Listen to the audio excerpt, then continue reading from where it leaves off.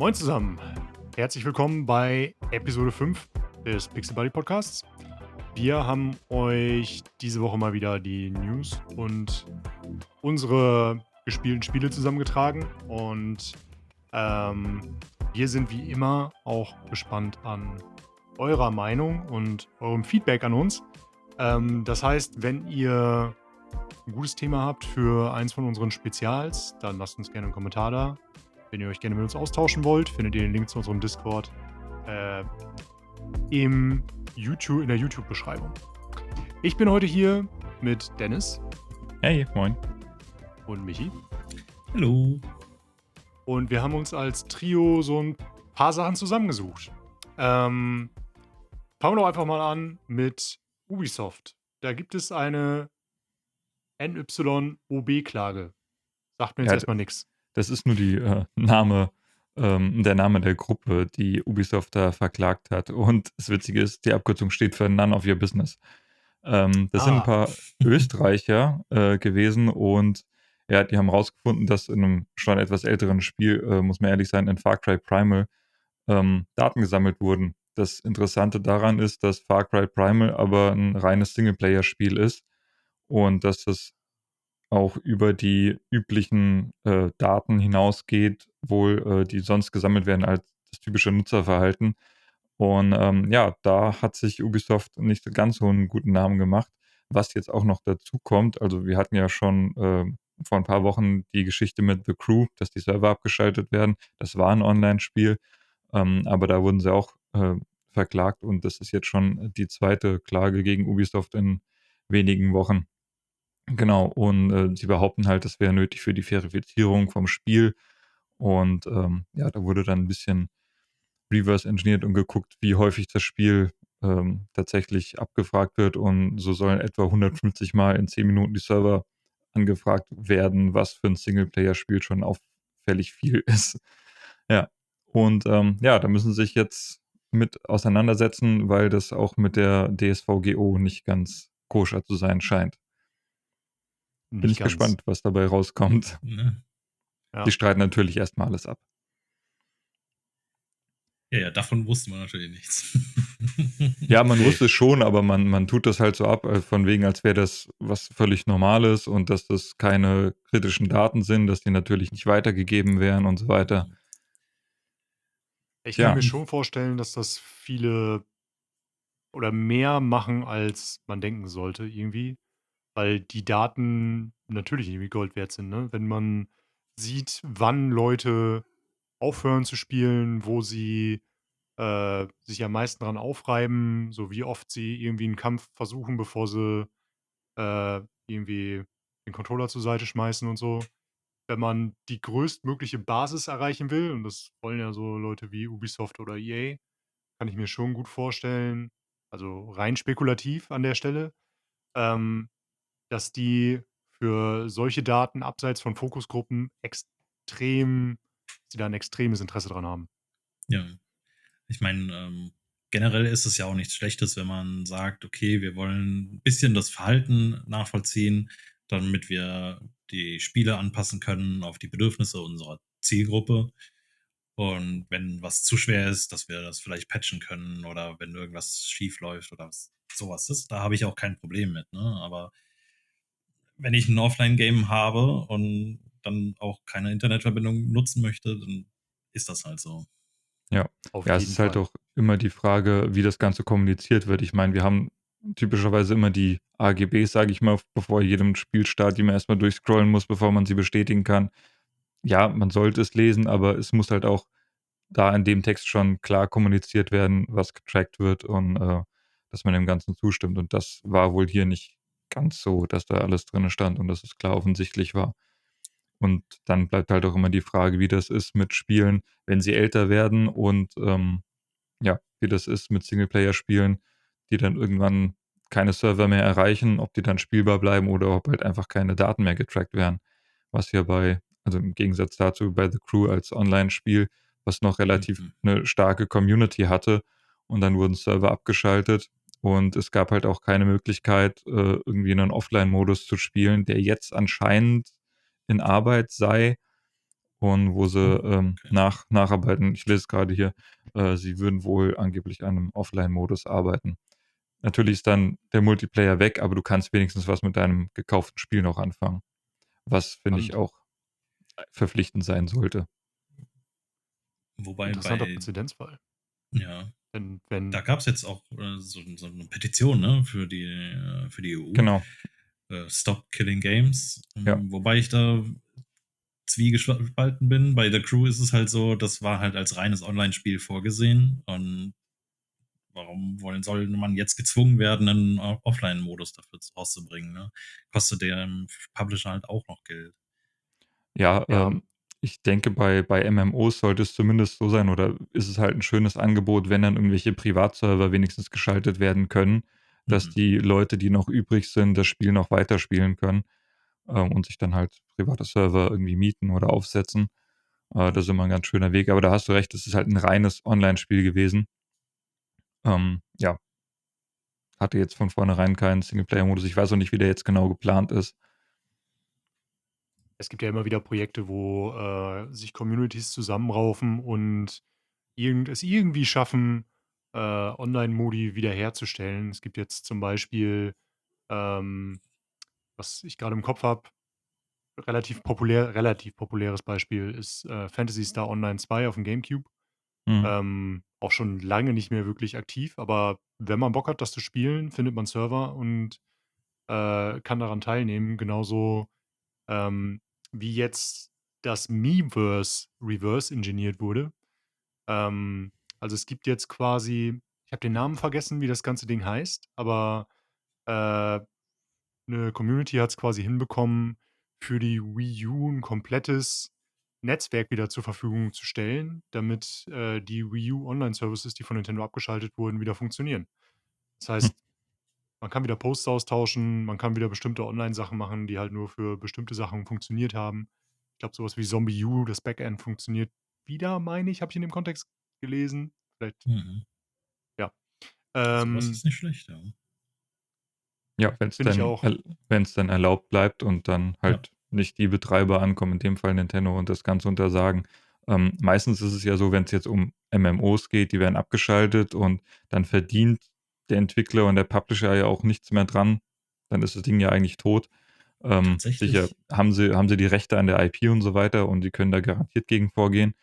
Ähm, Man macht sich halt immer die Community 'n bisschen zum Feind. Ist halt immer die Frage, wie groß ist die Community noch, die noch da bleibt und wie laut ist der Aufschrei?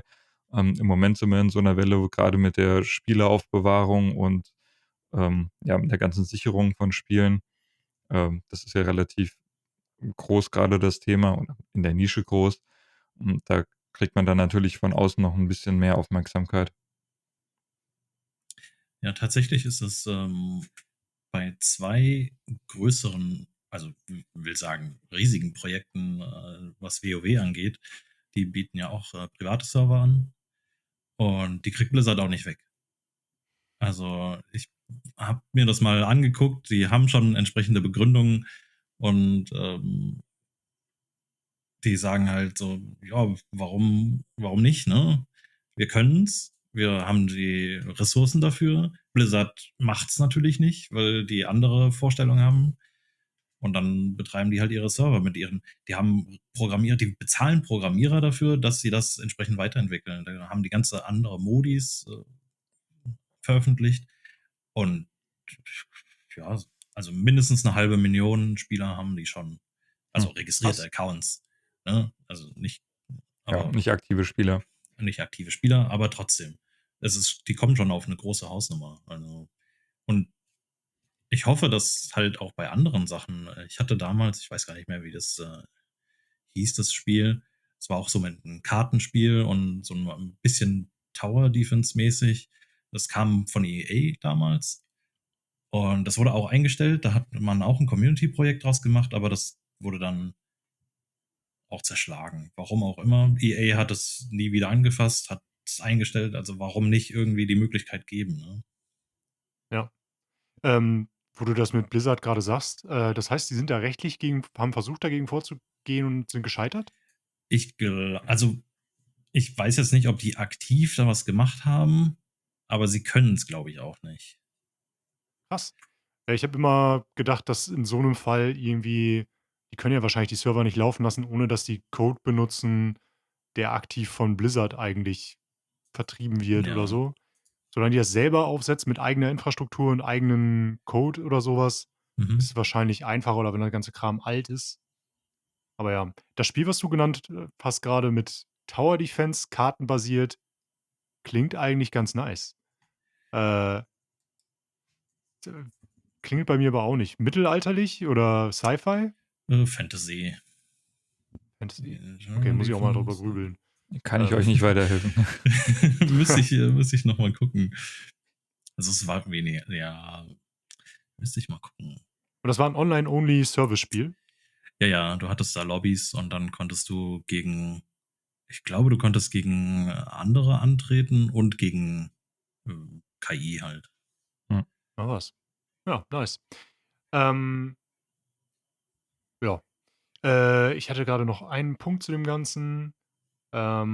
Communities, die das Ganze betreiben. Na, Brain Freeze. Sehr schön. So lohnt sich das, mit'm Podcast. Na ja, äh, insgesamt spannendes Thema auf jeden Fall. Ähm, Brainfart am Ende noch. Das NYOB erinnert mich irgendwie an, Bring Your Own Bombs. Oh ja, Ähm, stimmt. Vielleicht einen ist auch Buchstaben daran angelehnt. entfernt.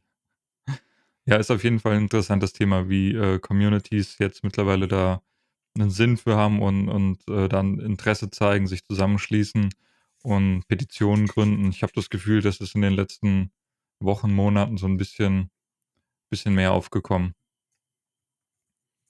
Ja, auf jeden Fall. Genau, jetzt habe ich den Gedanken wiedergefunden. Ich bin sehr gespannt, was passiert, wenn wir sind, glaube ich, nicht mehr so weit davon entfernt, dass einige der Größen in den Service-Spielen langsam 'n Ende finden, weil die sich verkalkuliert haben, weil die Community schrumpft und so weiter. Und wir dann bei Spielen quasi zu 'nem Auspunkt kommen, wo Leute richtig Geld drin gelassen haben. Mhm. Ähm, Mhm. jeder sucht grad den Goldtopf bei Service-Spielen, wenige finden ihn. Und wenn das so weit ist, dass zum Beispiel das wird wahrscheinlich noch 'n paar Jahre dauern, aber was passiert, wenn Destiny abgeschaltet wird? Oder wenn Fortnite irgendwann mal vorbei ist? So, das ist 'ne ganze Generation mit aufgewachsen, die da 20 € für 'n Skin in die Hand genommen hat. Bin gespannt, was dann so an Klagewellen rauskommt oder ob das dann auch an die Community übergeben wird. Mhm. Denn jetzt zu sagen wie bei The Crew: „Okay, wir programmieren als Ubisoft noch mal 'nen Offline-Modus für euch“, ist ja was anderes, als zu sagen: „Okay, an Tag X, wenn wir die Server abschalten, übergeben wir euch quasi genügend Code, um eigene Server aufbauen zu können, wenn ihr's wollt.“ Ja. So, Ja, da ist fände ja auch ich die die Frage elegantere Lösung. ja, da ist ja auch die Frage, was passiert mit so was wie Mikrotransaktionen? Ich meine, in der Zeit, sage mal, wo jemand, in Mikrotransaktionen investiert, wäre das wahrscheinlich Geld, was jemand anders für neue Spiele ausgeben würde, aber, es ist halt die Frage, was ist dann, wenn am Ende der Server ich meine, Fortnite wird auch du kommst vielleicht in jungen Jahren irgendwie mit 10, 12 an Fortnite ran, wirst älter und irgendwann verlierst du vielleicht das Interesse und hörst schon auf und Fortnite besteht noch. Aber was ist dann halt an dem Punkt, wenn da aktive Spieler noch sind, die auch viel investiert haben und dann werden Server abgeschaltet. Ich meine, bei Fortnite wird das könnte ich mir vorstellen, dauert das noch sehr lang, aber es gibt ja wir haben ja diese Schwämme an Service-Games und die teilen sich ja jetzt schon 'nen immer kleiner werdenden Pool an Leuten. Ja, Ja. das ist ganz interessant, weil das halt alles online basiert ist und wir, blöd gesagt, wir alten Säcke kennen noch, von früher die Spiele, die man halt auf der Box gekauft hat und das lief alles ohne Internet und hat auch kein Internet gebraucht im, besten Fall. Das ist Ja. halt Games as a Service ist das bei sowieso typisch. Wenn der Publisher mal keine Lust mehr hat und du 'n Haufen Geld reingemacht hast. War bei mir das aktuellste Beispiel ist, von Microsoft. Sparks habe ich letztes Mal wieder gesehen. Da konntest du auch Packs kaufen. Da konntest du also im Spiel dein Adventure selbst programmieren sozusagen, was ziemlich Mhm. cool Mhm. war. Und das Pack hat vielleicht 50 € gekostet, habe ich gekauft und 'n halbes Jahr später haben sie das halt eingestellt. Ja. ist halt weg, das Geld. Ja, Ja. und sie sind nicht verpflichtet, dir irgend 'ne Entschädigung zu geben. Das steht Ja. irgendwo in den AGBs. Es gab auch schon Spiele, wo dann, noch Entschädigungen ausgezahlt wurden oder irgendwelche Gutscheine verteilt wurden oder so was, aber üblich ist es halt auch nicht. Ja. Bleibt Ja, schon interessant mit spannend. dieser Rechtefrage an Spielen, dass wir quasi nur noch Lizenzen haben und nichts mehr auf der Platte, außer man kauft halt bei GOG. Stimmt. Ja. Die werben ja Auch extra damit.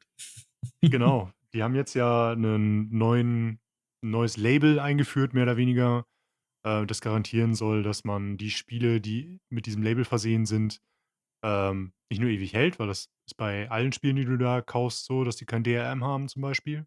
Man Mhm. die einfach runterladen, halten und irgendwann installieren kann, sondern dass die quasi auch zukunftssicher sind, was, Betriebssysteme angeht.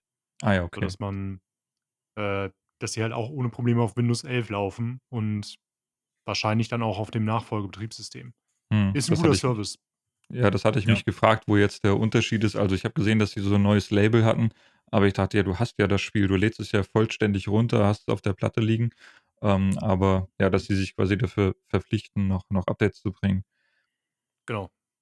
Die sind Cool. alle auf 'nem Stand, dass sie ohne Probleme auf aktuellen Betriebssystemen laufen, was halt bei vielen Spielen überraschend schlecht funktioniert. Ich kann mich dran erinnern, dass ich mal Jedi Knight auf Steam gekauft habe. Ähm, und ich glaube, solange man die CDs nicht drin hatte, hast du einfach keine Musik gekriegt und das zum Laufen zu kriegen, war Hm, auch schon 'n Krampf. So, okay. bei vielen Spielen da ist die Kompatibilität mit dem aktuellen Betriebssystem nicht unbedingt gewährleistet immer. Ja. Ja, das ist schon cool, dass, GOG da so viel macht. Ich habe jetzt tatsächlich, wo du von Star Wars sprachst, ich glaube, grade bei Steam ist, irgendwie Star Wars Sale oder so was. Ich habe mir nämlich, Episode One Racer wieder gekauft für 2,40 € oder so was. Läuft tatsächlich gut. Also, kann ich auch aufm Steam Deck empfehlen, aber das ist tatsächlich läuft noch super sauber, auch in, modernen Auflösungen und, ja, war totaler Nostalgie-Flash. Ich meine, sieht halt Ja. mäßig aus, aber, Geschwindigkeitsgefühl ist immer noch super cool. Ja, aber Hatte ich da damals fürs N64, habe es auch mhm, gefeiert, war geil. Und habe ich mir geholt nach ähm, ich weiß nicht, wie's bei euch war, ich glaube, da haben wir sogar schon mal kurz drüber gesprochen. Arcades sind halt hier irgendwie oder für mich zumindest als Kind 'ne Seltenheit gewesen. mhm. Und im, Zeltlager in den Niederlanden auf Ameland gab's, in Ness, so, jetzt habt ihr alle Details, ein riesen Arcade, 'ne riesen Spielhalle, wo die zum Start von, Episode 1 halt auch 'nen Racer-Automaten hatten. Oh, cool. Und der hat mich damals komplett weggeflasht, weil der halt schon 'nen fetten 16:9 Bildschirm mit dabei hatte und du hattest auf beiden Seiten so, diese So wie bei 'nem Schubhebel. Boot quasi die Dinger, die du nach vorne und zurück und zum Steuern nutzen musstest. Unfassbar geil. Dagegen kam die N64-Version dann nicht unbedingt an, aber, trotzdem immer noch 'n gutes Spiel, ja. Da waren wir fast zeitgleich im Urlaub, weil ich kann mich erinnern, ich habe das Spiel, im Urlaub an der Ostsee gekauft, 99 oder 2000. 99 meine ich, kam der Film. Bin mir nicht sicher. Auf jeden Fall in dem Sommer und hatte dann das Spiel in der Box im Urlaub und habe das Handbuch gelesen, konnte aber das Spiel natürlich nicht spielen, weil ich keinen Rechner dabei hatte. Ja, Ja, mal gucken. wie sind wir jetzt dahin gekommen? Ach so, genau, wegen, noch spielbar auf modernen Systemen. Ja. Ab und zu geht's, ab und zu geht's nicht. Star Wars ist 'ne ganz gute Überleitung zu 'nem kleinen Zwischenthema. Und zwar wurde seit dem letzten Podcast, da hatten wir schon mal kurz kamen die Gerüchteküche grade raus. Zero Company wurde angekündigt. Und zwar ist das ein, Taktik-Strategiespiel im Star-Wars-Universum à la XCOM. Und da gibt's 2 schöne, Gabelüberleitungen. Und zwar zum einen, ähm, wenn ihr XCOM noch nie gespielt habt, aber da mal Bock drauf habt, ist jetzt genau der richtige Zeitpunkt, denn es gibt, glaube ich, für 8 € alles. So Teil 1, Teil Mhm. 2, alle DLCs sind grade beim Humble Bundle am Start. Ah, okay. Ähm, und ähnlich wie bei Civilization habt ihr damit könnt ihr theoretisch ewig dran zocken. Ähm, und Zero Company wird von EA vertrieben. Irgendwie hängen da noch die, Kollegen mit drin von Respawn, ähm, die, sich auf Apex Legends und auch Star Wars, die Jedi Survivor Spiele kommen von denen spezialisiert haben. Und da sind tatsächlich, ich glaube, so um die 15, meine ich, 15 Entwickler von den XCOM-Spielen sind abgesprungen, nachdem Marvel's Midnight Suns nicht so gelandet ist, wie sie sich das erhofft haben. Und haben da neu gestartet mit einem neuen Taktikstrategiespiel, das diesmal aber wieder sehr viel mehr aussieht wie ein tatsächliches XCOM. Also, bin sehr gespannt drauf. Leider ist es nicht, schon dieses Jahr am Start, sondern kommt erst 26. Das heißt, der Trailer hat auch, sehr viel mehr ja, also sehr viel mehr CGI gehabt als Gameplay, was in der Balance natürlich immer so 'ne Sache ist und hatte dieses also 2 Sachen sind mir da irgendwie hängen geblieben. Auf der einen Seite, dass hey, Clone Wars, dieses Ding, wo man mit riesigen Armeen fette Planeten einnimmt und Kämpfe führt, bei denen unfassbar viele Raumschiffe draufgehen. Das hier ist nicht das Spiel, sondern also all das seht ihr hier nicht. Ähm, wir bewegen uns da in den Schatten. Was natürlich fein ist, ne? Aber es ist irgendwie die haben so viel Wert drauf gelegt, das alles zu erwähnen, nur um es dann nicht im Spiel zu haben. Und, ja, ihr steuert ein Team von der Trailer verkauft es als hat man in der Zusammensetzung noch nicht gesehen. Ähm, und dabei ist ein Jedi, ein Clone Trooper, 'n Schmuggler und ich weiß nicht, noch 2 3 Leute mehr. Es ist halt genau das sind genau die Figuren, die wir von Star Wars kennen. Also, es ist jetzt Ja. nicht so, dass wir irgendwie da tatsächlich Underdogs präsentiert bekommen, die wir noch nicht kennen oder gesehen haben. Ist wahrscheinlich eher die Zusammenstellung an den Charakteren, die so noch nicht zu sehen war. Aber, ja, ich kann mit den ganzen Clone Wars nicht allzu viel anfangen. Ich habe auch die animierte Serie nie gesehen. Also, sonst habe ich eigentlich so ziemlich alles gesehen und ich habe auch immer großes Lob gehört. Ich habe das immer in Erinnerung als eher kinderfreundliche Serie, aber die nimmt wohl auch 'n bisschen Twists and Turns, die dann relativ ernst sind. Ja. Okay, Also, Episode 2 ist der Star Wars-Film, den ich am wenigsten mag. Der ist einfach ja, nix und da same. habe ich mich auch nie mit den Clone Troopern so richtig anfreunden können. Und dann gab's die Cartoon Network-Variante, Genndy Tarkovskys, Clone Wars. Unfassbar gut. Ich glaube, kann man streamen, meine ich. Mhm. Sehr actiongeladen, hat sich sehr gut gehalten und sind halt Shorts, sind irgendwie so 6 Minuten lang oder so jeweils. Ähm und die Serie, würde ich also, es gibt 'n Guide mit: „Hey, wenn du dich einfach nur durch die Story hangeln willst, kannst du Mhm. quasi 60% skippen.“ So die Druiden-Episoden oder die super kindlichen Episoden und so muss man nicht unbedingt gucken. Aber die entwickelt sich wirklich sehr gut weiter. Es sind insgesamt, glaube ich, 7 Staffeln und zum Ende hin gibt's 'ne die haben oft 3 Folgen, die eine Narrative bilden und das letzte ist der Kampf um Mandalore, der Mhm. parallel spielt zu Episode 3. Also, sie haben sich dann quasi komplett von Episode 2 zu Episode 3 gearbeitet in der Story. Ähm, und zu dem Zeitpunkt, was die Filme halt meiner Ansicht nach nicht gut verkauft haben, so der Fall von Anakin und das Ganze nachvollziehbar zu machen, wie er sich langsam zur bösen Seite orientiert, zur dunklen Seite, ähm, haben sie tatsächlich extrem gut hinbekommen. Und diese 3 Folgen sind für mich einer der besseren Star-Wars-Filme. Also, es ist wirklich extrem cool, was die da geschafft haben. Okay, vielleicht hast du's mir grade verkauft. Ich hatte schon mal 3, 4 Folgen am Anfang geguckt, aber vielleicht hänge ich mich da noch mal rein. Ja, das braucht 'n bisschen, bis es aus'm Quark kommt, leider. Mhm. Ja, genau. Und wo wir grade bei Respawn sind, die haben anscheinend, 2 Projekte gecancelt und konzentrieren sich jetzt weiter auf Apex und Star Wars. Das heißt, Jedi Survivor 3 oder Jedi 3, wie auch immer der Titel dann heißen wird, Wahrscheinlich, ja. ist in Arbeit bei denen und Apex läuft halt immer noch gut und da soll, glaube ich, auch noch ein weiterer Ableger zu kommen. Meine Befürchtung ist, dass, es gab immer mal wieder Gerüchte in letzter Zeit, dass Titanfall 3 aktiv in Arbeit war, dass das jetzt eins von den Projekten ist, die abgesägt wurden. Gut, das wäre schade, weil ich meine, die magische 3. Bei anderen Publishern kommt ja auch nicht die 3, beziehungsweise Entwicklern. Aber naja, nee, Titanfall 2 habe ich gespielt. Ja, ich bin kein so Riesenfan wie viele andere. Ich glaube, das hat auch viel mit dem Multiplayer zu tun, aber hätte ich mir trotzdem gewünscht. Also war schon kein schlechtes Spiel. Ich habe die Singleplayer-Kampagne nicht gespielt, aber sie hat auch den Ruf, extrem gut zu sein. Ja, ist Kurz, eine irgendwie so 8, 9 coole, Stunden oder so. ja, coole packende Story, schön dicht und knapp erzählt. Ja. Muss ich auch irgendwann noch mal reingucken. Ja, wer hat noch 'ne News? Ich Mach hätte du noch gerne eine auf erst. jeden Fall. Ja, gut. Etwas Skurriles. Russland beschlagnahmt Teile von Wargame Studios, also Leicester. Mhm.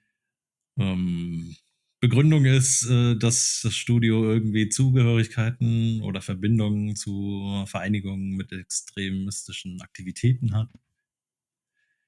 Und ja, als weitere Begründung geben sie halt an, dass ukrainische Soldaten das Spiel spielen und dass es eine Spendenaktion gab.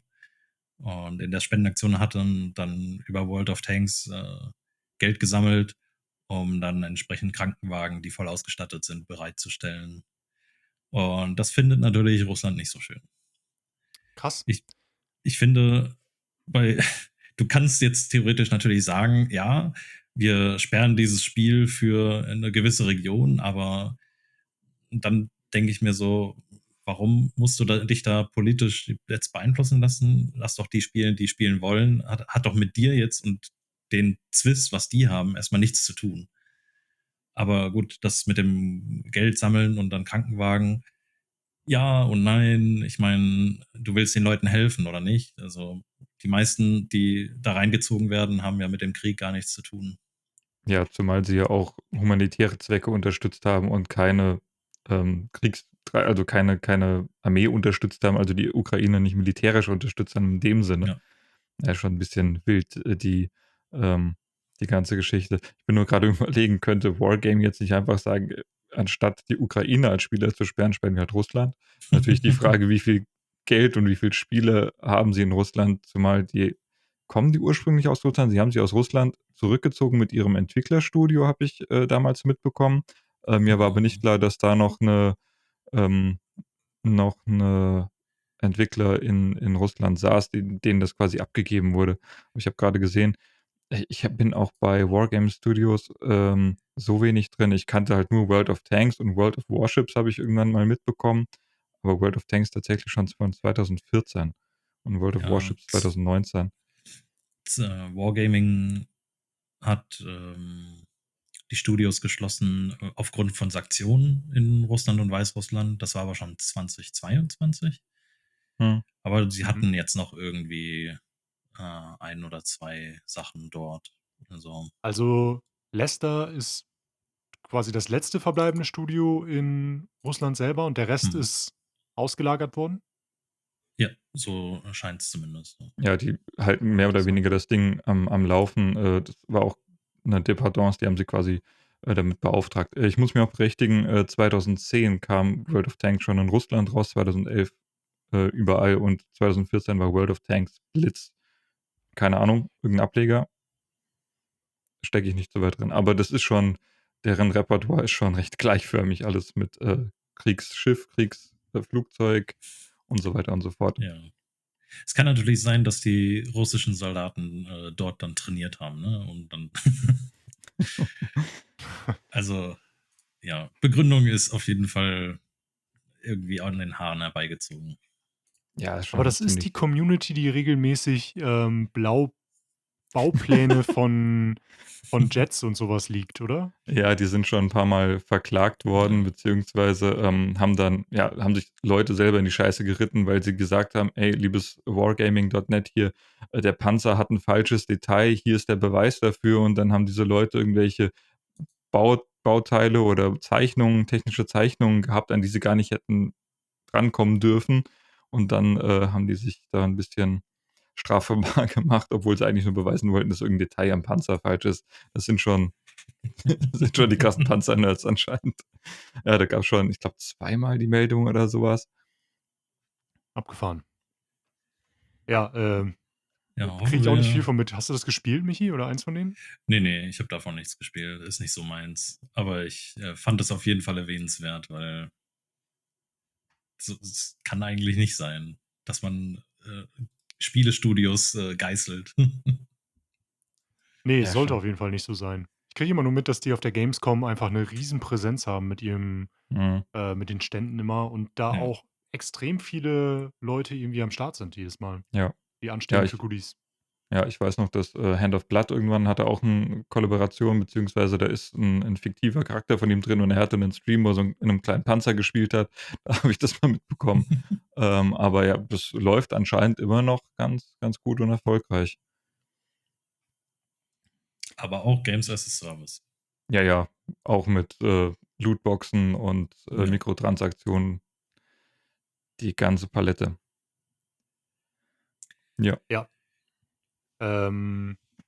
Ja, krasser Scheiß. Hoffen wir, dass es ist ja jetzt auch interessant, dass quasi ein Teil des Studios, der das Ganze am Laufen hält, ja scheinbar auch dann beschlagnahmt ist und jetzt dann logischerweise auch unter hartem russischen Einfluss steht.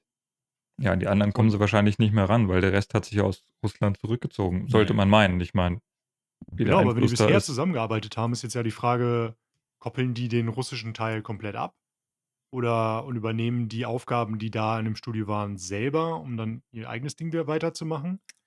Weil die Das fühlen ist sich die ja wahrscheinlich Frage. auch den Mitarbeitern, die da sind, irgendwie noch verbunden. Also, es ist ja die werden ja wahrscheinlich nicht einfach so: „Ja, adios, viel Spaß.“ Ähm, Naja, ich hoffe es nicht. Ja, also, komplexe Situation auf jeden Fall. Ja. Wir bleiben dran. Ja, genau. finde ich auf jeden Fall auch spannend. Jo, Ja, kurze gerne. Meldung noch zu Sky Oblivion. Wir hatten es in der letzten Folge, das wollte ich nur noch kurz anmerken, da hatten wir überlegt oder gezweifelt kurz, ob das weitergeführt werden darf, dass quasi das Remake oder beziehungsweise das fangesteuerte Remake von Oblivion, was in der Skyrim Engine nachgebaut wird. Und da gab es jetzt nochmal die Bestätigung von Bethesda, dass sie da nicht einschreiten werden und dass das Projekt weitergeführt werden darf. Das wollte ich nur mal als Update anbringen. Ja, alles klar. Hatten wir ja schon spekuliert, dass die wahrscheinlich nicht verklagt werden. Ja, mit dem Move, dass sie tatsächlich den Entwicklern Keys gegeben haben, das hätte mich jetzt auch schwer gewundert, aber man weiß ja nie, was im Hintergrund bei so großen Firmen äh, gemacht wird. Ne, aber schön, dass die weitermachen können. Gibt's dafür eigentlich 'n Ja, Release-Datum? ich glaube nicht. Das ist ja schon, ich vergesse es immer, 13, 14 Jahre in der Entwicklung. Ähm, Ja. Ich weiß, dass der mittlerweile ein Team hat und nicht mehr ganz alleine daran schraubt, aber Oh dem krass, sind das sie war jetzt 'n auf jeden Ein-Mann-Projekt. Fall, ja, zum Anfang, ich weiß nicht wie lange, das müsste ich jetzt nachgucken, aber das hat auf jeden Fall als Ein-Mann-Projekt angefangen. Ja. Ich habe heute Wie 'nen, groß soll das werden Trailer können? gesehen zu, wie Morrowind, mittlerweile aussieht, gemoddet mit allem Drum und Dran. Mhm, Das ist wirklich auch ordentlich, was die Community da reißt. Also, von so ganz subtilen Sachen wie Animation Blending, wenn man mhm. vom Ducken in die normale Position geht, zu komplette Städte neu gemodelt, KI-Vertonung für Dialoge, ähm, so also wirklich krass, die haben ganze Systeme angepackt. Leute gehen jetzt in ihre Häuser und schließen die ab abends und so. Also, krasser Ja, Kram die dabei. Modding-Community von den Bethesda Games ist immer ziemlich groß und die machen Ja, verrückte Dinge. Also, das ist echt krass. also Ja. grafisch finde ich, ist da schon lange viel machbar, gerade Skyrim, da hast du ja manchmal Screenshots gesehen, die sahen aus wie aktuelle Spiele. Aber entweder war Mhm. das so grafikhungrig, so leistungshungrig, dass das dann keiner spielen konnte, was dann aber ganz witzig war, wenn es denn mal Spielszenen gab, dass die Grafik fantastisch aussah, aber wie Micha gerade sagte, jetzt wird auch an die Animationen teilweise rangegangen mit Mods. Ich fand es dann immer witzig, das sah super aus, bis sich die Figur bewegt hat und dann hast du halt die typischen Skyrim-Animationen gesehen. Aber ja, ist faszinierend, dass das immer noch so stark gemoddet wird. Auf jeden Fall. Hat einer von euch Fallout London gespielt? Nee. Nee. Das sah auch für ein Modding-Projekt aber witzig aus, irgendwie in der Größe, in der es rausgekommen ist. Das Wurde basiert aber leider auf. von Bethesda ein bisschen stiefmütterlich behandelt. Die haben ja Okay. parallel gerade ihre fette Deluxe Edition oder was auch immer das war, passend zur Serie rausgebracht. Ja, ich wollte gerade sagen, das hat ja, vom Zeitraum war es natürlich für die Mod gut, dass sie da rauskam. Ich glaube, andererseits weiß ich nicht, ob sie jetzt durch die geteilte Aufmerksamkeit da was gewonnen haben oder verloren haben, aber das basierte auf Fallout 4, ne? Genau. Ja. Und eher verloren, würde ich jetzt mal schätzen, weil die ihr Spiel nicht releasen konnten, als sie es wollten, weil die Kompatibilität gebrochen wurde durch das Update Ah, von stimmt, Bethesda. genau. Ja, ja, jetzt erinnere ich mich, genau. Das hat sich alles um ein paar Wochen verzögert. Mhm. Jo, Ja, sie haben es aber wenigstens wieder hinbekommen.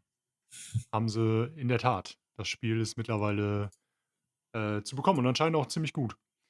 Ähm, ja, eine News, die diese Woche halt noch durchging, ist der Erfolg von Clair Obscur. Ich kann kein Französisch, das habe ich wahrscheinlich komplett verballert. Ich sage auch immer obscure. Expedition 33. Ähm, das ist ein JRPG im Stile der alten Final Fantasy Teile. Da wurde das Kampfsystem aber ein bisschen angepasst, sodass es aktiver funktioniert. Vergleichbar vielleicht am ehesten mit sowas wie einem Paper Mario. Und entwickelt wurde das Ganze in Frankreich. Ähm, und das Spiel hat eine ganz ordentliche Marketingkampagne bekommen und viele hatten aber die Befürchtung, dass es irgendwie im Vergleich zu Oblivion, zu dem Remaster, was ja auch rausgekommen ist, sch einfach untergeht, weil das die ganze Luft aus dem Raum saugt. Ähm, das ist jetzt anscheinend nicht der Fall gewesen. Das Spiel ist auf Game Pass rausgekommen. Das heißt, jeder, der es ausprobieren will, kann das für einen schmalen Euro machen. Gleichzeitig haben die aber sehr schnell bekannt gegeben, dass sich das Spiel sowohl 500.000 und dann jetzt vor Kurzem auch 1.000.000 Mal verkauft hat. Und so, ich glaube, bei Steam waren es um die 120.000 Leute, die zeitgleich gespielt haben, was auch richtig ordentlich ist. Und deutlich mehr als vergleichbare JRPGs, die in letzter Zeit rausgekommen sind, wie zum Beispiel Metaphor oder Mhm. die Yakuza-Teile. Ja. Ja. Hat es einer von Nee, euch gespielt? Ich habe das Tutorial gespielt. Mal schauen, ob ich Nice. noch weiterkomme. Ja, ich bin erst in einem anderen Rollenspiel versunken, komme ich nachher noch drauf. Aber ich finde es auch cool, vor allen Dingen optisch sieht es fantastisch aus. Also ich finde, man Mhm. sieht dem irgendwie, es klingt ein bisschen blöd, aber dem französischen Stil irgendwie an. Ich habe so ein bisschen Plague Tale noch in Erinnerung, obwohl das wesentlich realistischer ist und nicht so Fantasy-Anleihen hat, so starke. Aber man sieht es dem Spiel halt irgendwie an. Ähnlich, ich weiß nicht, kann man behaupten, ja, Witcher sieht auch nicht so typisch amerikanisch aus mit der ganzen Folklore und so. Aber super interessanter Stil auf jeden Fall mit obskuren Gegnern und coolen Effekten, ja. Interessiert mich auch auf jeden Obskure Fall, Gegner. interessiert mich auch. Also ich würde es auf jeden Fall mal anzocken wollen, wenn denn die Zeit da Äh, ist. ja, ich bin jetzt ungefähr 10 Stunden drin. Ich glaube, Tristan hat es heute durchgespielt, wenn ich das Mhm. richtig gesehen habe. Mhm. Mir gefällt das Kampfsystem super. Ich habe, man kann quasi, wenn man gut genug ist, einfach man kann einen Bosskampf schaffen, ohne dass man Schaden nimmt. Man kann ausweichen, man kann parieren. Parieren ist halt deutlich schwerer als Ausweichen. Man muss die Animationen lernen der Gegner und so.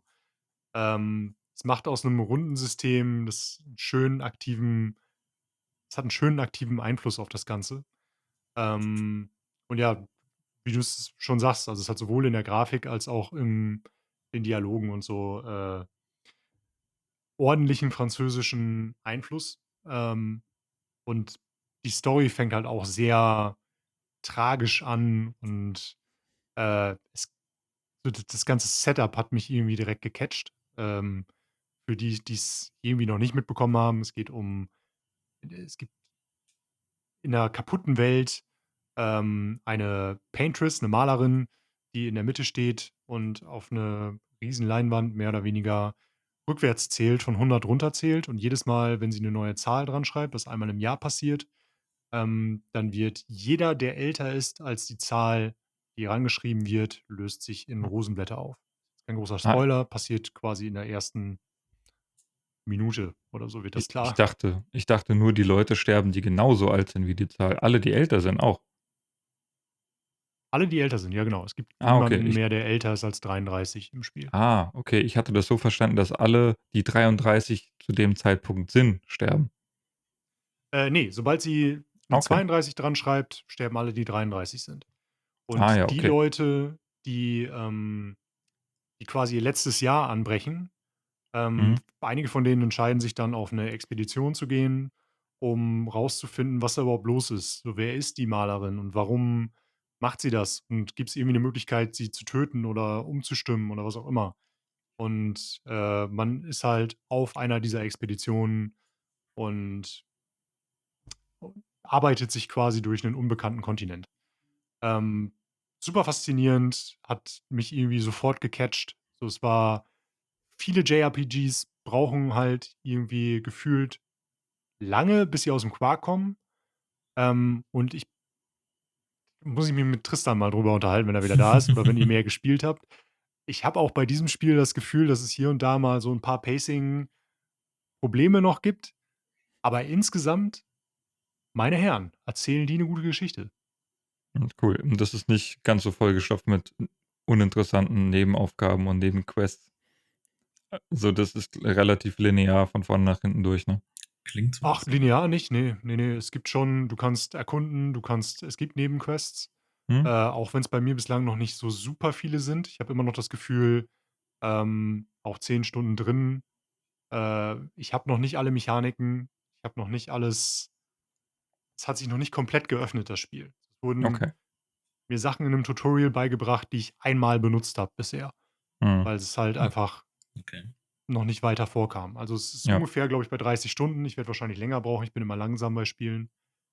Aber Ähm bei 30 Stunden sind manche JRPGs mit dem Tutorial fertig. Also manchmal strecken sie halt, manchmal kommt noch ein Ja, Minigame oder irgendein System nach 30 Stunden Spielzeit. Und ja, das ist das, was du gerade meintest mit, das zieht sich an. Einerseits, man kann das Spiel natürlich auf gewisse Weise so ein bisschen interessant halten, wenn dann nach 30 Stunden noch irgendwie quasi ein Gwent eingeführt wird oder so. Ja, aber dann sind die Spiele halt meistens auch 100 Stunden plus oder sowas. Cool, ja, cool. genau, so 'n Persona oder Final Fantasy Rebirth Ja. Ja, wahrscheinlich auch. das ist halt, ja, man kann ja den ganzen Nebenquest ein bisschen liegen lassen, aber man ist dann halt so selber verantwortlich für sein Pacing und, ja, das zieht sich dann bei mir ein bisschen. Ja, Ja, interessiert mich aber. Was ich cool finde, wo ich noch, drauf eingehen wollte, war, dass also, um das noch mal klarzumachen, das ist 'n rundenbasierendes Kampfsystem, aber du weichst aktiv aus und, blockst beziehungsweise parierst, das indem ist ich die korrekt, ja. Animationen quasi lese. Ja, das finde ich 'n ganz cooler Mix. Ich fand auch dieses Active Time Battle vom Final Fantasy immer ganz cool. Oder was ich auch damals cool fand, das müsste auch französisch sein, Child of Light. Hat das jemand gespielt? Das habe ich noch auf meiner Liste. Das, war Mit damals so. Screenshots. Was war denn da noch? Valiant Hearts kam in der gleichen Zeit etwa raus. Da hat Ubisoft so gute Indie-Spiele 'n bisschen gefördert und, das hatte so 'nen Zeitstrahl unten eingeblendet, auf dem du gesehen hast, wann der Gegner dran ist und wann du dran bist, mit so kleinen Emblemen oder so was. Und dann hattest du die Möglichkeit auch, deine Aktion vorzuschieben oder zurück oder den Gegner nach hinten zu schieben. Das war unten auf so 'ner Zeitleiste dargestellt, die quasi durchs Bild lief. Das fand ich auch 'n ganz cooles System. Ah, nice. Ich kann mich dran erinnern, dass Final Fantasy dass die so in der PS1-Ära oder Square-Rollenspiele grundsätzlich, dass die versucht haben, sich immer neu zu erfinden, was dieses Mhm. rundenbasierte System angeht, bis sie dann bei Final Fantasy 12 gelandet sind, mehr oder weniger mit dem quasi MMO. Ja. Kann man viel mitmachen. Also, viel mehr als, Leute, die von rundenbasierten Kampfsystemen abgeschreckt sind, da vermuten. Also, viele haben da ja keinen Bock drauf. Ja, ich habe mich da auch Ich lange liebe die lange von Dinger. abschränken lassen und dann habe ich Persona 5 gespielt und das ist ja fast, also, du machst ja fast Kombos auf dem Controller irgendwann, wenn du dir sicher bist, wo welche Attacke ist und wie schnell du auswählst, dann fühlt man sich fast wie in einem Fighting-Game, obwohl das eigentlich rundenbasierend ist. Aber auf dem Screen passiert das quasi so flüssig, dass du es quasi gar nicht mehr siehst, wenn du dann halt mal irgendwann drinne bist. Und Ja. ja, dann noch mit den coolen Animationen dabei. Und was, glaube ich, Clair Obscur auch hat, ist, dass das HUD-Elemente so ein bisschen im Bild schweben neben der Person. Ne? So ein bisschen wie bei Persona. Ja. Ja, auf jeden Fall. Visuell bestimmt da ein bisschen was aus dem Design-Handbuch abgeguckt. Ja, Das das Ich bin finde jetzt ich auch gerade nicht an einem schlecht, Punkt. ja. Wie? Ich wollte nur sagen, das finde ich nicht schlecht, wenn man Menüelemente im Spiel tatsächlich hat. Ich Mhm. glaube, Dead Space hat das auch damals gemacht. Da Ja. hast du Sachen am Rucksack gehabt und so. Das finde ich nicht Ja. schlecht. Ja, Dead Space ist auch, glaube ich, das hat es wahrscheinlich mit am besten gemacht, so wie das integriert wurde in das ganze Spiel. Ne? Das ist, glaube ich, Mhm. alles. Mhm. Hat es Ich glaube, es Menüs, ist die fast, quasi außerhalb der Ingame-Welt stattfinden? ich glaube, nur den richtigen Pause-Screen und sowas, wenn du dann Genau, halt ja. Start drückst und speicherst und so weiter. Ich meine, der hätte am Arm so eine Holokarte gehabt oder sowas, auf der Wirbelsäule die Energieanzeige. Mhm. Mhm. Ich glaube, du konntest so einen Laser irgendwie auf dem Boden laufen lassen, der dir anzeigt, wo du lang musst. Ja, hatte ich damals mein ganz persönliches Let's Play. Ich glaube, ich habe das für PlayStation 3 gekauft, bin mit dem Kumpel abends heim. Ich habe gespielt, bis ich zum ersten Mal gestorben bin. Wir wollten den Controller tauschen und dann hat er vom Rest vom Spiel gespielt an einem Abend und ich habe quasi nur zugeguckt. Aber wir haben uns Ah, nicht trotzdem ordentlich schlecht. in die Hose geschissen. Ja. Ach, gute War ein Momente. großartiges Also Spiel, ja. auf der Couch zusammen zocken ist einfach auch extrem nice, finde ich. Ja, hat auch Passiert mit so den selten. Singleplayer-Spielen Bock gemacht damals. Ja.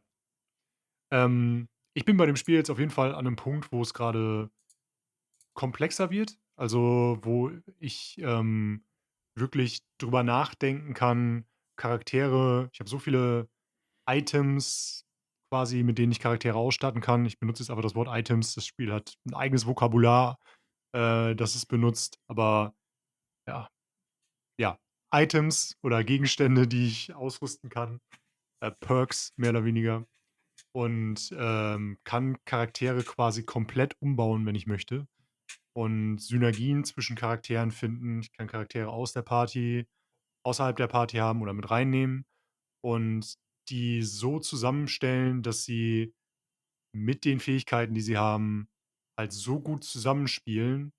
Und das Spiel gibt einem auch relativ easy die Möglichkeit, seine Charaktere neu zu leveln, Mhm. das zurückzusetzen. Also es ist nicht komplett frei, es ist begrenzt, es ist an ein Item geknüpft quasi. Ähm, aber trotzdem kann man es machen und dann zum Beispiel auch die Charaktere so leveln.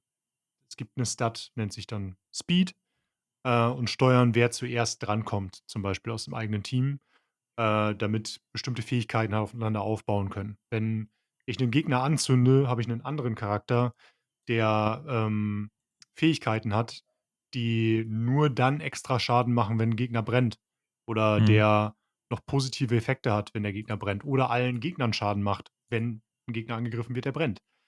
Also, habe ich momentan mein ganzes Team irgendwie darauf ausgelegt, Leute anzuzünden. Ähm, und das macht Spaß. Also, mit Ja. dieses es ist noch nicht komplett Min-Maxing. Es funktioniert auch, wenn man's nicht macht, aber, Ja, für mich ist ist es cool, wenn immer man 'n so ja, Synergieeffekte quasi findet von sich aus, ohne jetzt im Internet irgendein Bild nachzugucken und dann genau. sich das anliest und denkt, hier ist noch das und das passt dazu und dann stöpselt man sich das so nach und nach zusammen. Ja, ist cool, wenn Genau. das funktioniert. Ich finde es immer nur schwierig, wenn Spiele dann dadurch so schwer werden und dass sie es quasi erforderlich machen, um überhaupt spielbar zu sein. Ja, so Synergieeffekte haben leider zu wenig Spiele, finde ich. Also es macht super viel Spaß, wenn du da irgendwas findest, was du kombinieren kannst. Aber wie Mhm. du sagst, so, wenn es dann der normale Gang zu schwer wird, ist es dann natürlich auch nichts. Ja, genau. Ja, ich habe gerade so ein bisschen das Problem, ich habe meinen Baldur's Gate 3 Durchlauf irgendwann mal unterbrochen und bevor ich's unterbrochen habe, war ich an 'nem Punkt, wo es relativ schwer wurde und habe dann quasi alle Charaktere noch mal umgeskillt mit Hilfe von 'nem Build Guide und habe jetzt überhaupt keinen Peil mehr, was wer kann und welche Synergien da eigentlich mal angedacht werden. Ich müsste jetzt diesen Guide wiederfinden, um zu verstehen, ach, das war so und so gedacht, damit der Charakter mit dem zusammenarbeitet. Und ja, das hat es mir da so ein bisschen verbaut. Aber da muss ich mich nochmal reinfuchsen, weil durchspielen will ich es auf jeden Fall noch. Ja. Ja, muss ich auch noch. Ich versuche immer bei solchen Spielen das erste Mal sowas halt komplett ohne Guide zu machen und Ja.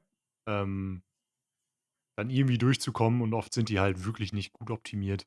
So meine Charaktere, ich denke mir dann irgendwas dabei und dann möglicherweise wechsle ich dann doch noch mal die Spur irgendwie so halb in der Charakterentwicklung und dann kommt da was raus, was mir vielleicht Spaß macht, aber effizient und effektiv ist das nicht. Mhm. Aber es muss trotzdem funktionieren. Weil Ja, darum es geht es darf. doch, oder? Dass du das spielst, was dir am liebsten passt oder so. Gerade in einem Rollenspiel, ja. Ja. Genau. Bislang geht's. Ich habe spiele es auf dem normalen Schwierigkeitsgrad und wenn ich das richtig mitbekommen habe, sind solche Sachen wie die Timing-Fenster für die aktiven Kampfsysteme, für die Bestandteile des Kampfsystems, ähm, da halt ein bisschen knapper als bei den einfacheren Schwierigkeitsgraden. Und es ist zwischendurch schon eine Herausforderung. Also, ich habe bestimmte Gegner, also, es waren garantiert ein oder 2 dabei, die ich 3, 4, 5 Mal angegangen bin, bis ich sie geschafft habe. Aber es war halt immer noch so, dass ich Bock drauf hatte.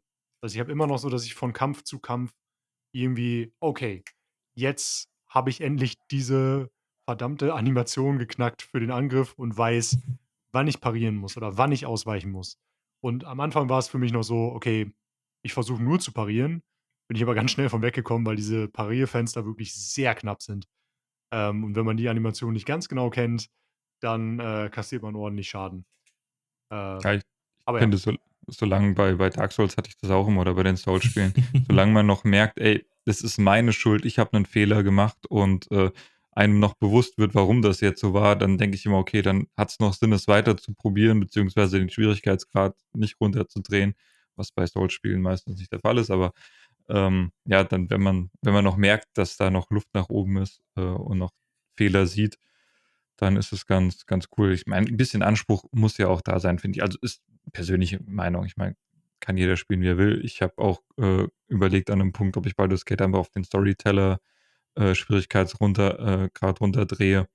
Muss man das selber wissen. Aber so ein bisschen nachdenken, finde ich, ist schon mal nicht verkehrt. Aber da sagst du was. Auf Steam habe ich gesehen, es hat das Tag Souls-like. Ah, Ach ja. Ja, Micha, was sagst du dazu? das Sekiro der Rundenstrategie. Ja. Äh, ob Souls-like, weiß ich nicht, aber es kitzelt irgendwie bei mir denselben Nerv, den ich auch aus einem Souls-like bekomme. Okay, Schon nicht Mhm. verkehrt irgendwie. Natürlich 'n ganz okay. anderes Gameplay, aber so die Tatsache, dass ich 'n Gegner schaffen kann, ohne Schaden zu kassieren und noch 'n kleinen XP-Bonus bekomme dadurch, Mhm. ja, Das ist nicht schlecht, ja. versuche ich dann halt. Aber wenn ihr Souls-like hört, was ist das Erste, was euch in den Sinn kommt? Weil bei mir ist es so, wenn ich Souls-like höre, ist eigentlich bei mir als Erstes die Mechanik mit dem Bonfire, Seelen verlieren und die Möglichkeit, Seelen wiederzuholen. Das ist eigentlich das, was ich es ist nicht nur das, da gehört mehr dazu, finde ich, aber das ist die erste Eigenschaft, wo ich dran denke, wenn ich höre Souls-like. Souls-like, ja. Also das mit den Seelen ist schon ein guter Punkt. Bei mir ist es eher so starke Gegner, dass du halt wirklich ausweichen solltest, weil sonst bist du nach einem Hit oder 2 tot. Mhm. Und das ist halt. Und es ist nicht so ein schnelles Combat-System, ne? Also, Ja, unterschiedlich, aber Sekiro hat meistens schon eher ja, aber tendenziell eher träge, aber du meinst wahrscheinlich ja, eher dieses animationsbasierte Gameplay quasi. ja, ja. Gegner sich angucken und daraus lernen.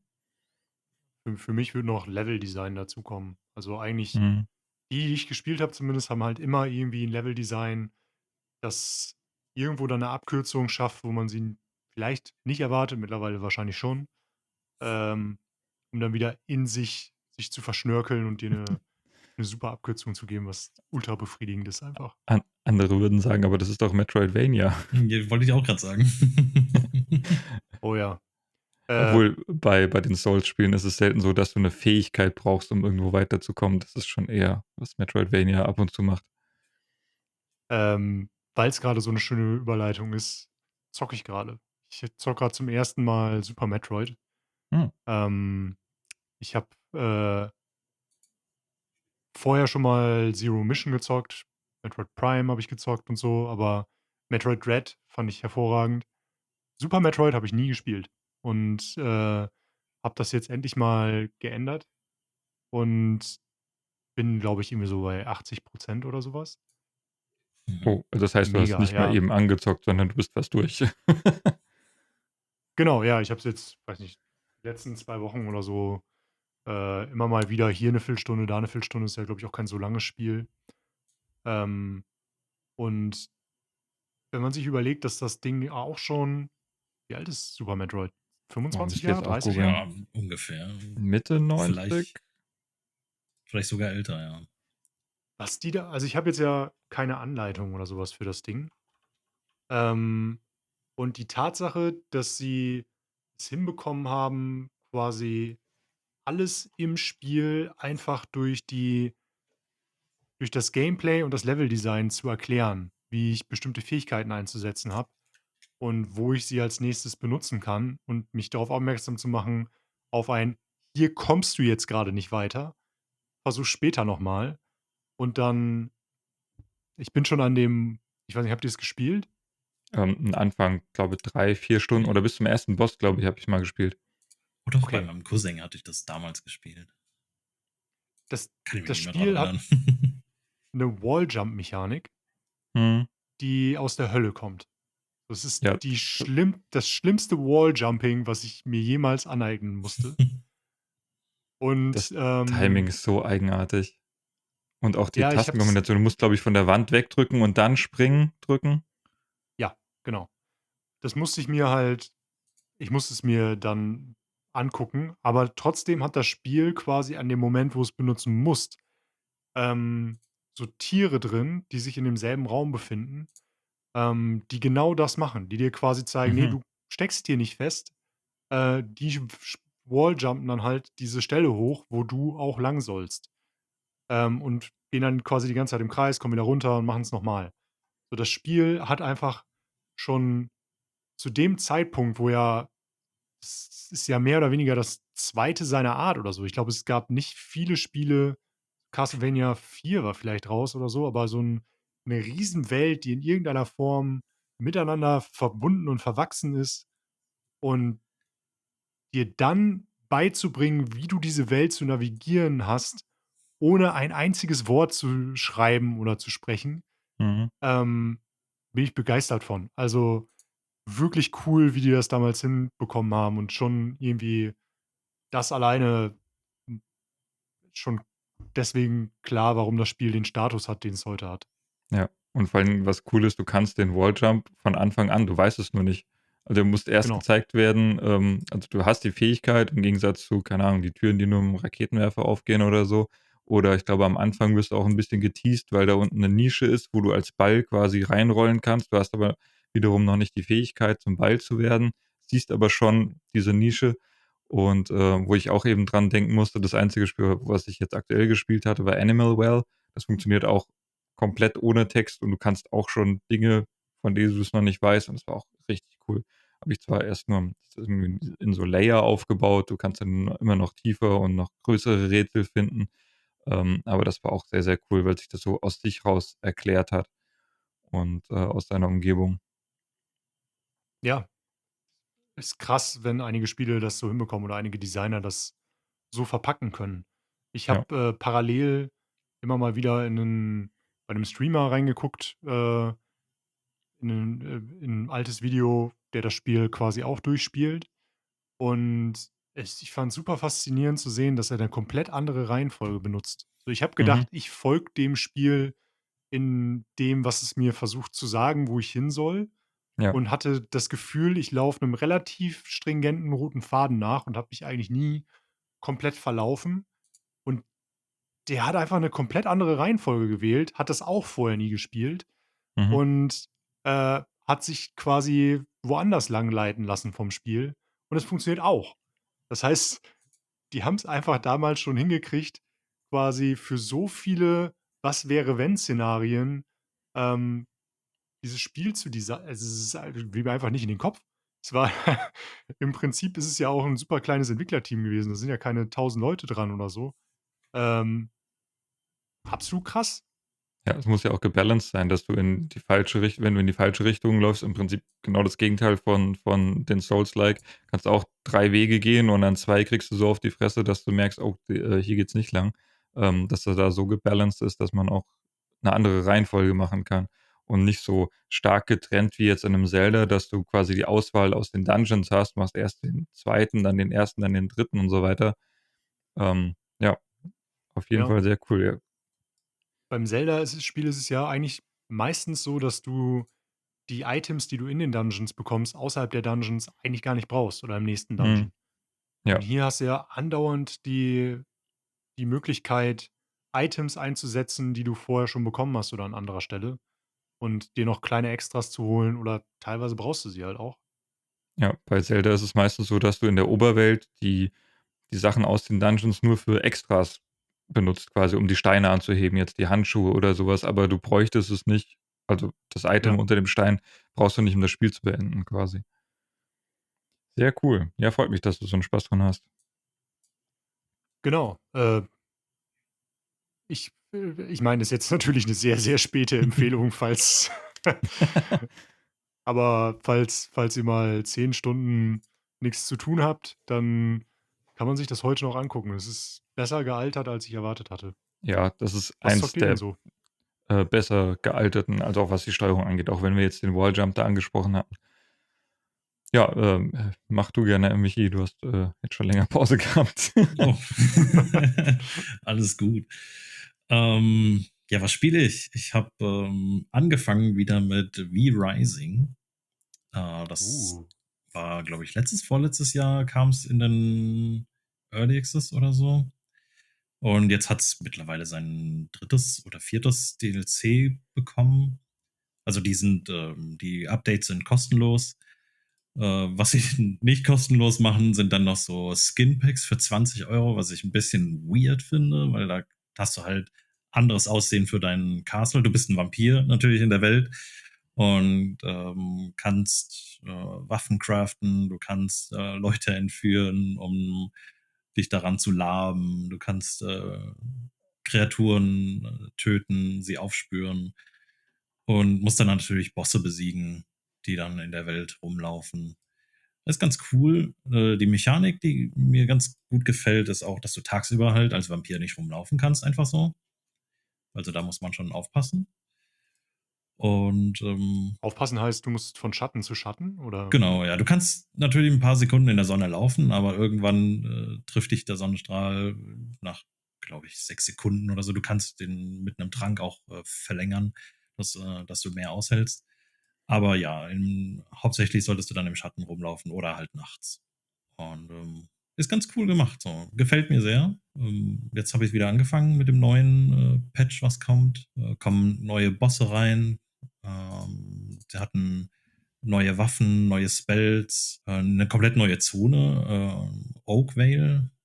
Also das Add-on, beziehungsweise der Patch heißt Invaders of Oakvale. Mhm. Und ja, Es ist es ist doch prinzipiell 'n Survival-Spiel aus der Diablo-Perspektive, oder? Also, ähm, Survival-Spiel wie Valheim mehr oder weniger. Also, du brauchst Ressourcen auch, um ja. dein Schloss aufzubauen und Genau, du baust Ressourcen ab, du gibst am Anfang Stein, Holz, was hast du noch? Du kannst Leder von den Tieren holen, Knochen von Skeletten kannst du nutzen, musst ein Schloss bauen. Du kannst natürlich am Anfang nur einen gewissen Bereich, aber du kannst es natürlich erweitern. Dafür brauchst du natürlich auch Ressourcen und damit dein Schloss nicht zerfällt, brauchst du auch Blut. Und irgendwann hast du da ein Riesending. Mittlerweile kannst du auch auf mehreren Ebenen bauen. Das haben sie, glaube ich, im zweiten oder dritten Mhm. großen Patch reingebracht.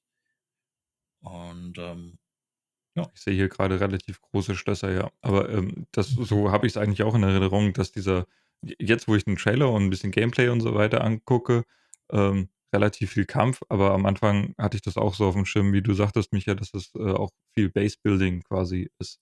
Ja. Aber Klar, irgendwann hat und wahrscheinlich gehört auch jeder dazu. seine Base und die Erweiterungen Ja. und so weiter fokussieren Also sich man dann. kann es natürlich alleine spielen, aber macht natürlich mehr Spaß, wenn es ein paar Leute dabei sind und jeder Mhm. sein Mhm. eigenes Schloss hat. Und muss halt gucken, irgendwann, wenn man auf vollen Servern spielt, hast du wahrscheinlich keinen Platz mehr, irgendwo zu bauen. Ja, musst du entweder darauf warten, bis es zerfällt, oder du das übernehmen kannst, wenn PvP an ist. Okay, Also es also ist du hast keine keine. random generierte Map. Nee, die ist fest. Und du Nice, kannst quasi okay. überall bauen und hast nicht irgendwie wie bei Fallout jetzt bestimmte Plätze, wo du dein Schloss bauen kannst. Theoretisch kannst du überall bauen, nur nicht auf Straßen und zum Beispiel in der Mine von den NPCs kannst du auch nicht bauen. Okay. Aber in der freien Wildnis theoretisch überall. Hat das Spiel, also die meisten Survival Games, es gibt ja relativ wenige, die dann auch gleichzeitig noch eine starke Story bieten. Irgendwie, The Forest oder so hat dann ja, glaube ich, sowas in der Richtung. Ist hat's 'ne Story? Hat's 'n Endpunkt oder ist es quasi Also, ewiges Geknull? ich glaube, es hat eine kleine Story, aber ich habe nie irgendwie da groß was mitbekommen oder drauf geachtet. Okay. Also, wenn, dann ging es an mir vorbei. Das ist eher zweitrangig. Ja, in dem Fall Aber es hat brauchst du die halt Castlevania nicht. DLC, ne? Ja, Es hat sehe ein ich auch gerade. Castlevania DLC, ja. Und ich glaube, das kostet auch 10 Euro oder 20 Euro. Aber da, wie gesagt, bei diesen DLCs, da bekommt man halt Skin für seinen Vampir, mehr Haarmöglichkeiten, vielleicht ein bisschen Schmuck drumrum und ja, Dekoration für sein Schloss. Es sieht nicht schlecht aus, aber ich weiß nicht, ob man dafür jetzt 20 Euro nehmen muss, wenn das Hauptgame schon ein paar Euro kostet. Also sie haben es quasi umgelagert. Also die Erweiterung, ich weiß nicht, wie umfangreich die sind, die Updates, von denen du jetzt sprichst, vielleicht Mhm. finanzieren sie das einfach so, dass sie sagen, wir machen Sehr optionale wahrscheinlich. Skins quasi lieber teurer, dafür sind die Erweiterungen dann kostenfrei. Ich weiß nicht, ob das sich rechnet, Genau, ja. aber wie fair das Stimmt. Finanzierungsmodell da jetzt ist. Ja. Also, ja, würde ich sagen. Also dafür, dass sie, sag mal, die Updates da kostenlos raushauen, ist das vielleicht sogar gerechtfertigt, ja. Ja, Werde nicht ich auf jeden schlecht, Fall Mann. noch weitermachen. Spielst du mit Controller oder mit Maus und Tastatur? Maus und Tastatur, in dem Fall, ja. Okay. Ich Das letzte Mal, als ich mich mit dem Spiel auseinandergesetzt hatte es noch keinen Controller-Modus Hm. und ich, wollte es gerne auf'm Steam Deck ausprobieren, was dann nur so lala irgendwie Mhm. geklappt hat. Das müsste funktionieren eigentlich auf dem Steam Deck. Ja, mittlerweile Würde haben ich sie, jetzt. glaube ich, den Controller-Modus drin reingepatcht. Mhm. Bin Mal jetzt gucken, Ja, gerade vielleicht drauf, aber ich sehe auch keinen Verified-Button. Aber rein echt von nicht der viel. Leistung her sollte das halbwegs gehen, ja. was auch eine coole Funktion ist, wenn du Gegner schwächst, kannst du denen das Blut aussaugen. Und je nachdem, wie rein das Blut ist, desto stärker wirst du davon. Also wenn du einen Bauern aussaugst, dann kriegst du natürlich Fähigkeiten, die dir helfen, Sachen anzubauen, wie Pflanzen und sowas. Bei einem Minenarbeiter ist Ah, es halt, du kriegst mehr Zeug aus Steinen, wenn du die klopfst, Hm. raus und sowas. Und da gibt es auch verschiedene. nice. Ich habe grade mal geguckt, ist verified für Steam Deck. Ah ja, Also, Ja, sehr gut. dürfte laufen. cool, cool. Ja, nice. Sau cool, dass das auch noch weiter Content bekommt. Ich habe auf jeden Ja. Fall auch gehört, dass es eins der besseren dieser Art sein soll, also so richtig gut halt, Mhm. ähm, was so Servicespiele angeht. Viele kommen ja entweder kriegen den Release irgendwie nicht hin nach einer Zeit, wenn man sich anguckt, wie lange Valheim jetzt schon im Early Access ist zum Ja, Beispiel. Wenn was kommt, ist es gut, aber es kommt halt nur alle Jubeljahre mal was. Ja. genau. Ähm, oder der finale Patch wird dann wird dem Potenzial des Spiels nicht gerecht, muss man so zu sagen. Ja, Ja, beim ich glaube. ersten haben sie sich auch echt Zeit gelassen, aber jetzt mittlerweile kommt es regelmäßig was. Ja, du kannst halt vorher auch schlecht abschätzen, wenn du so ein, naja, ich würde mal sagen, Indie oder höchstens Double A, ein kleineres Spiel hast und dann schlägt's ein wie bei Valheim, Mhm. und dann kommst du natürlich nicht hinterher. Du hast Entwicklungszyklus oder deine Geschwindigkeit, die du vorher halten konntest. Und dann geht es irgendwie aus 'nem Grund so durch die Decke, da streamt irgendjemand und, dann kriegst du Aufmerksamkeit. Ist dann natürlich schwer, gleich dann zu skalieren, Leute ranzuholen, wo du vorher vielleicht mit 5 Mann entwickelt hast oder so. Aber ich glaube, was V-Rising auch, äh, gut getan hat, ist, dass der Mix, glaube ich, relativ frisch war. Also, quasi 'ne Diablo-Optik mit Base-Building und Crafting und so was. Das, Ja, war recht frisch. auf jeden Fall. Mhm. Sehr cool. Was spielst du so, Dennis?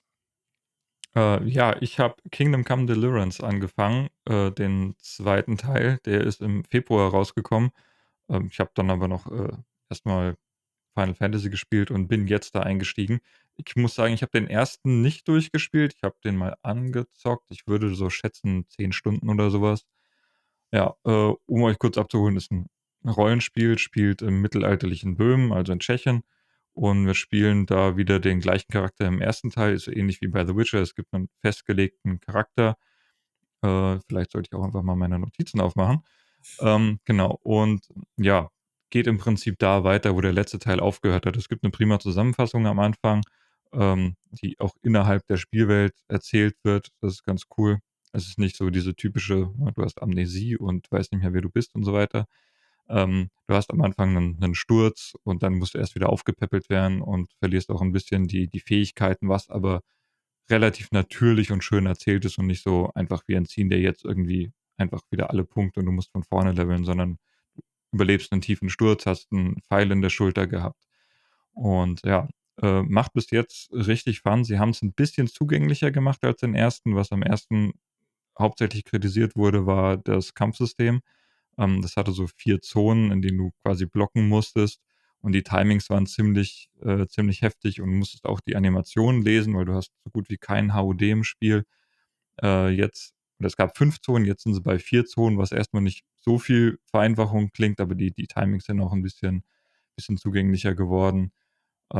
Ja, und hat 'n relativ hohen Sandbox und, äh, Simulationsanteil, würde ich mal sagen. Also, wenn ihr so aus Fallout-Spielen die Hardcore-Modi kennt mit Hunger und so weiter, so 'n bisschen in die Richtung geht das. Es hat jetzt mit'm letzten Update auch noch 'n, Hardcore-Modus bekommen, was noch mal 'n bisschen die ganze Sache schwieriger macht. Aber du hast so was wie, Hunger und schlafen musst deine Waffen schleifen und reparieren. Die nutzen sich mit der Zeit ab. Ja, aber macht großen Spaß, sieht fantastisch aus. Ähm, Das Sounddesign ist auch ganz toll. Also, wenn man durch die Landschaft läuft und es sieht super vertraut aus. Also, es spielt halt in Tschechien, was nicht so viel anders ist wie hier. Und man hat halt mal wirklich schön gestaltete Wälder und man geht da durch und fühlt sich so 'n bisschen heimlich, also, als würde man das kennen. Ja, macht auf jeden Fall großen Spaß. Story ist gut erzählt, Inszenierung ist top und, Hast du ja. den Hund schon? Ja, den habe ich jetzt tatsächlich kann ich auch jedem empfehlen, macht das nicht als erstes. Also, in jedem Guide steht drin, macht erst mal mindestens 2, 3 Quests, nachdem ihr wieder aufgepäppelt wurdet. Das dauert tatsächlich auch schon um die 4 Stunden, bis man dann wirklich mal in die offene Welt entlassen wird. Und dann hat man, glaube ich, 2 Anlaufstellen, 'nen Müller und 'nen Schmied und, lernt dann erst mal 'n Handwerk. Und das würde ich jedem empfehlen. Macht das erst mal, da wird euch noch so 'n bisschen grundlegende Sachen beigebracht. Ich habe, gleich am Anfang versucht, den Hund zu finden und die Quest ist, bisschen gnadenlos am Anfang noch. Aber ich habe auch den Skill genommen, um mit dem Hund quasi, Hundeflüsterer oder so was und habe jetzt mein Pferd und meinen Hund und jetzt komme ich so langsam rein. Geht's in die weite Welt. Ja. Aber man muss den ersten Teil nicht gespielt haben.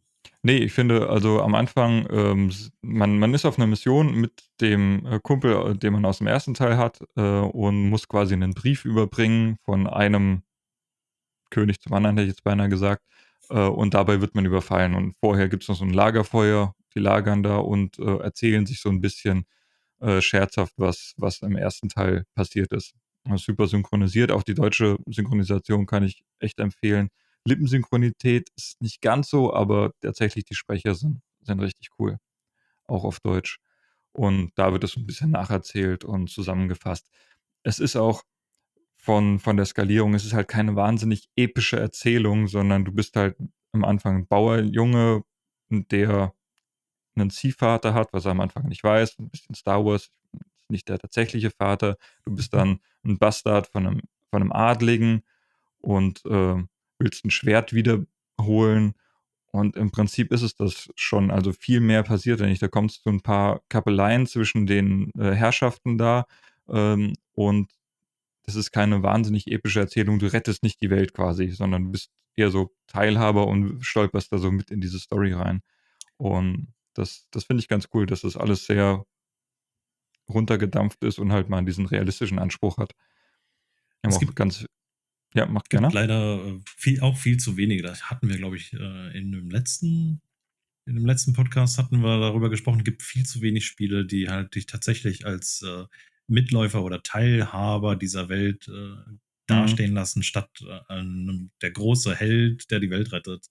Ja. Und das fand ich auch ganz gut, auch vom ersten Teil gemacht, ja. Man muss halt dazu offen sein, dass es 'ne langsame Erzählung ist mit viel Animationen, die ausgespielt werden.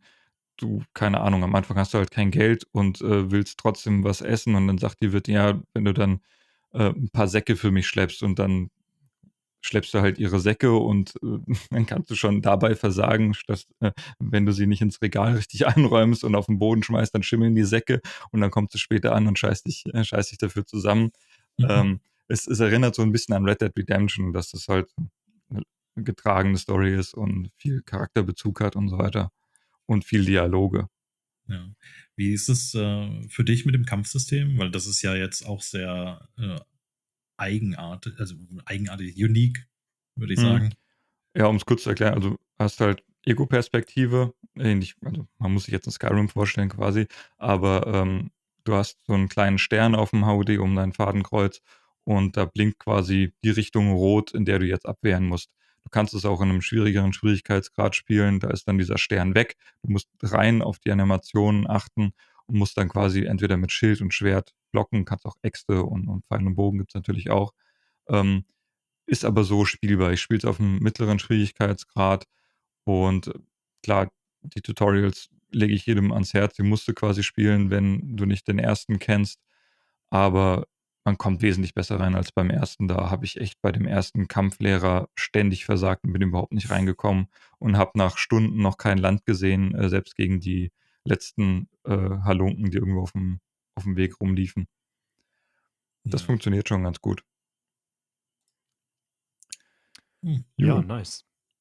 Finde ich auch spannend als Spiel, aber in der Größenordnung von Zeit, die man da investieren muss, wird es wahrscheinlich 'ne ganze Weile dauern, bis ich mich da mal rantraue.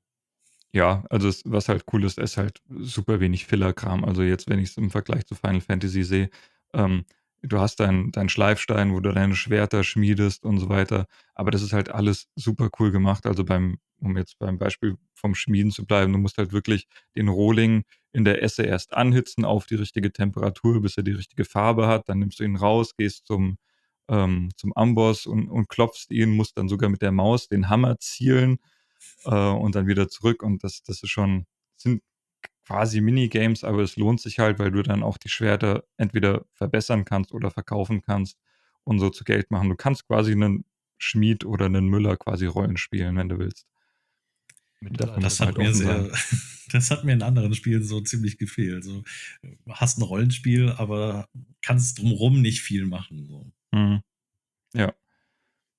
Ja, und du hast die Möglichkeit, auch 'n Arschloch oder 'nen bösen Henry zu spielen oder Heinrich, aber ich finde, er ist schon 'n bisschen als Gutmensch angelehnt. Also, es ist so Mhm. ähnlich wie bei ich würde jetzt sagen, ähnlich wie bei Mass Effect, nur dass es halt weniger diese komödiantischen Situationen gibt wie mit Shepard, aber das passt halt nicht so wirklich dazu. Hier und da kannst du mal 'ne freche Antwort geben, das ist schon ganz cool, aber du kannst jetzt nicht komplett evil spielen. Da ist es 'n bisschen eingeschränkt, aber so die Dialoge sind auch ganz cool. Manchmal sind sie halt, zeitbegrenzt, wo du schnell antworten musst, situativ antworten musst. Aber, was ich auch gut finde, du kannst aus den Texten, diesen kleinen Textschnipseln, gut ablesen, wie dann auch die Reaktion ist. Ich hatte das schon häufig bei anderen Rollenspielen, bei 'nem Fallout 4 war da, glaube ich, ganz schlimm. Du hattest irgendwie so 'ne kurze Antwort als Textoption unten eingeblendet und dann sagt er was völlig anderes, was überhaupt nicht zu dem Ton passt.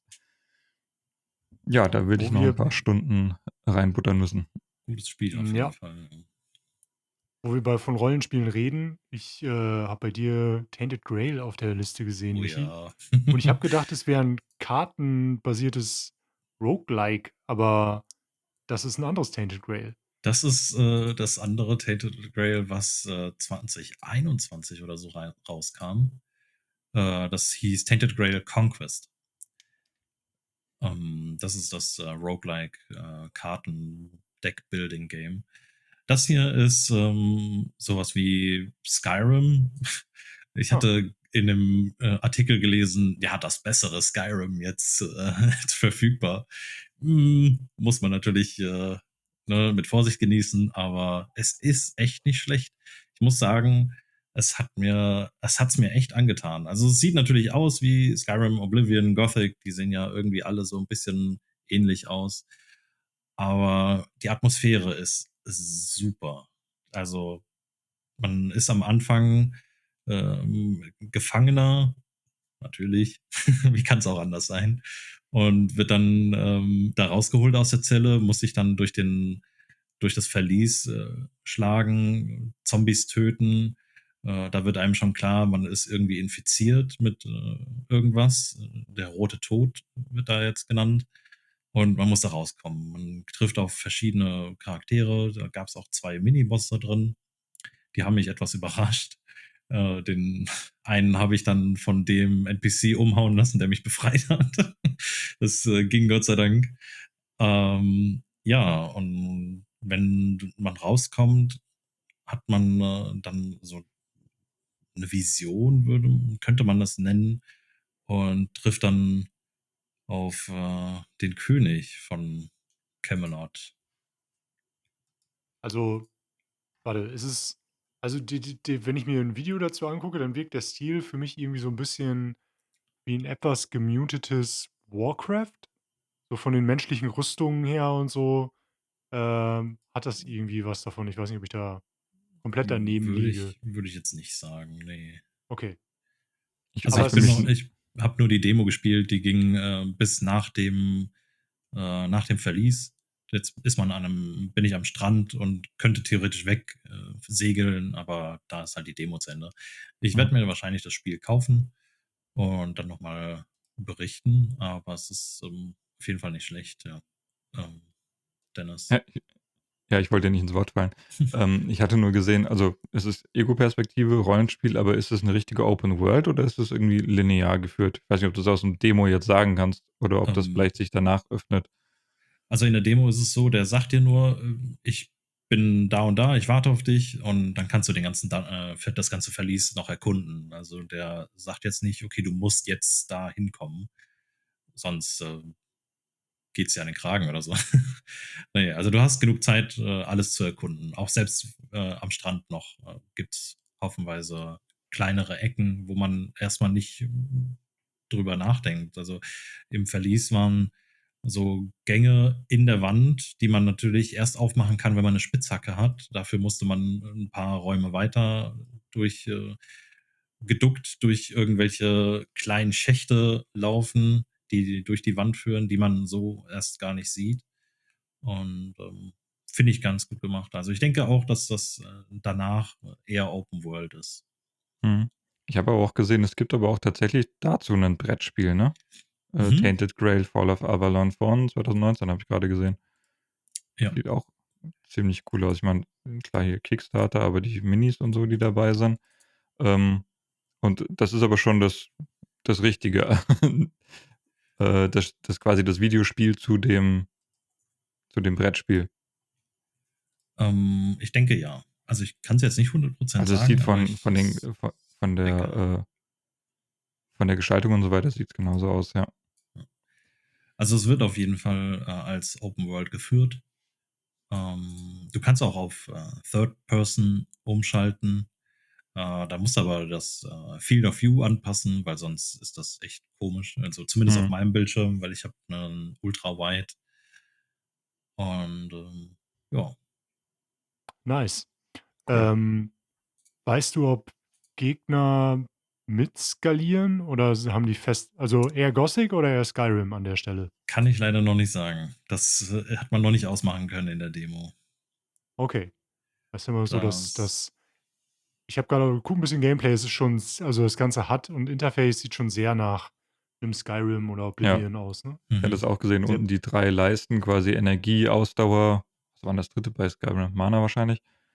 Das hatte mich auch ziemlich daran Ja. erinnert, ja. Ich meine, muss ja nichts Schlechtes sein. Man kann sich ja von den Guten auch Sachen Ja, klar. abgucken. Und Und es hat mich von der ersten Minute auf jeden Fall gehuckt. Es ist ziemlich nice. düster und Ja. vor allen Dingen, wie gesagt, die Atmosphäre, die Musik ist sehr stimmig. Vor allen Dingen, wenn man in dieser Vision ist, man bekommt erstmal einen Geschichtsunterricht sozusagen, was alles passiert ist und trifft dann auf den König, der da irgendwie gefangen ist in dieser Zwischendimension. Und auch die Musik dazu. Also weiß nicht, wer es Nice. gemacht hat. Müsste ich nochmal nachschauen, aber Hut ab auf jeden Fall. Ja, ich muss gerade mal gucken, wer ist denn der Entwickler eigentlich? Questline. Gar nicht so Äh, bekannt. Ne, ich glaube, was hatte ich gesehen, was polnisch ist, wenn mich nicht alles täuscht? Ja. Die haben aber auch das andere Tainted Grail gemacht. Interessant. Also innerhalb von 4 Jahren von einem Roguelike Deckbuilder zu Mhm. einem Open World Skyrim. Ja, und ihre Krass. eigene Franchise quasi schon etabliert mit 2 unterschiedlichen Spielen in derselben Ja. Welt. Ja, nicht schlecht. Oder zumindest ist es derselbe Publisher im Moment. Mhm. Sehe ich hier gerade Quatsch? Ja, Ist auch Questline. Ja. ich hatte auch auf 'n Entwickler geklickt und bin dann beim Publisher gelandet und dachte: Ja, vielleicht sind die auch, ne, da sind noch andere Sachen mit drin. Egal. Auf jeden Fall, sehr cool. Und es kommt in einem Monat in der 1.0 schon raus. Also, Early Ja. Access dauert nicht mehr lange. Ja. Und dass sie halt, ich sag mal, die Anlehnung an die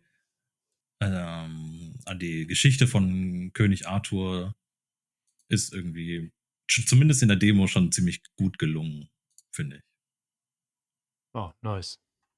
Ist Stonehenge im Spiel? Das kann ich noch nicht sagen. Okay.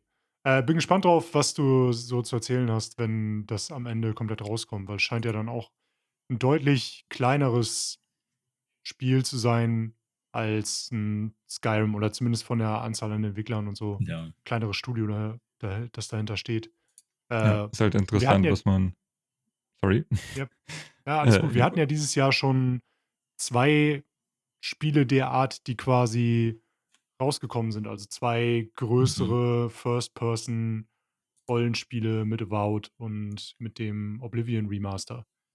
Ja. Bin mal gespannt, wie sich das schlägt. Also die größte Marketingkampagne scheint's ja momentan zumindest noch nicht zu haben. ne, ich habe das vorher noch Nee. gar nicht gehört. Es wird auf jeden Fall jetzt auch gepusht. Ich glaube, auf Steam gibt es jetzt diese Polish Constitution Days Mhm. und da gibt es eine ganze Sammlung von diesen Games. Ja, also ich würde es mir wünschen, wenn es mehr Aufmerksamkeit bekommt, weil das hat es definitiv verdient, würde ich sagen.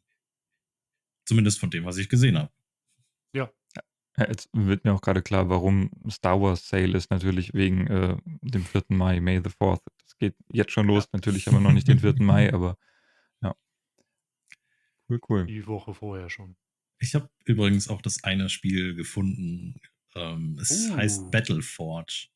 Und es ist ein Real-Time-Strategy-Game mit, also kartenbasiert. Du schmeißt die Karten aufs Feld und dann kommen Wellen, die du dann zum Gegner schickst.